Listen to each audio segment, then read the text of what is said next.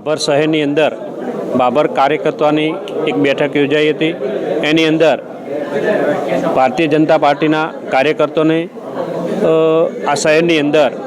જે પાર્ટીનું સંગઠન મજબૂત બને, પાર્ટી મજબૂત બને એના માટે સૂચનો આપવામાં આવ્યા હતા અને આવનારી નગરપાલિકાની ચૂંટણીની અંદર પણ બહુમતીથી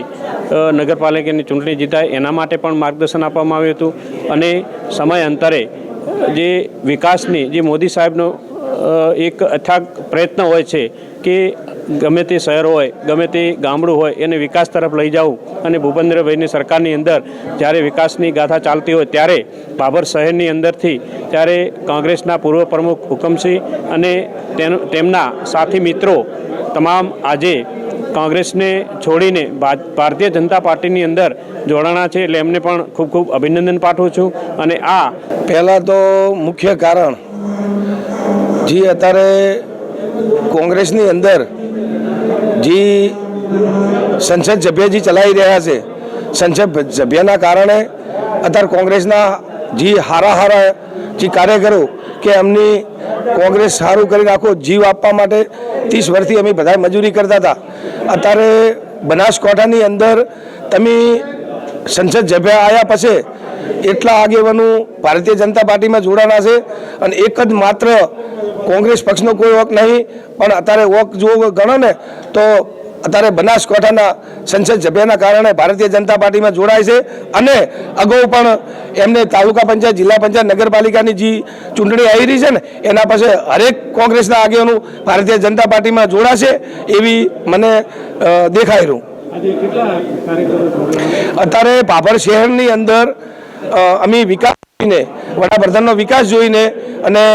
લોકલાડીલા ગુજરાતના અધ્યક્ષ શંકરભાઈના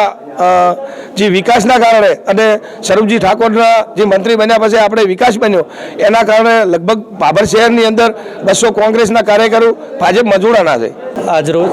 બાબર શહેર મંડળની બેઠક આજે બાબર ખાતે યોજાઈ હતી અને સમગ્ર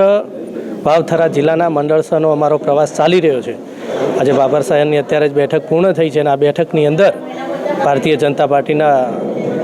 કાર્યકર્તાઓ મોટી સંખ્યાની અંદર અહીંયા હાજર રહ્યા હતા અને આગામી આ તાલુકા પંચાયત, જિલ્લા પંચાયત અને નગરપાલિકા ઇલેક્શનને લઈ અને આ બેઠકનું આયોજન કરવામાં આવ્યું હતું। મોટી સંખ્યાની અંદર કાર્યકર્તાઓને આગામી સમયની અંદર જે કરવા માટેના કાર્યક્રમો છે એને સૂચન કરી અને આ ભારતીય જનતા પાર્ટીની સરકારના જે વિકાસના વેગ સાથે અને ભારતીય જનતા પાર્ટીના વિચારને અહીંયા સ્વીકારી અને બાબર શહેરમાંથી કેટલાક કોંગ્રેસ સાથે જોડાયેલા કાર્યકર્તામાંથી જે એક મજબૂત નેતૃત્વ કોંગ્રેસનું કરતા હતા એવા હુકમસિંહ રાઠોડ આજે ભારતીય જનતા પાર્ટીના વિચારધારાથી પ્રેરિત થઈ અને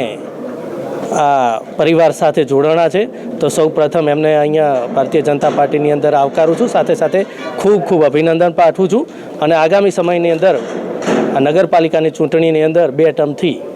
24માંથી 24 સીટ ભારતીય જનતા પાર્ટીની આવે છે અને નગરપાલિકા પાર્ટીની બની રહી છે।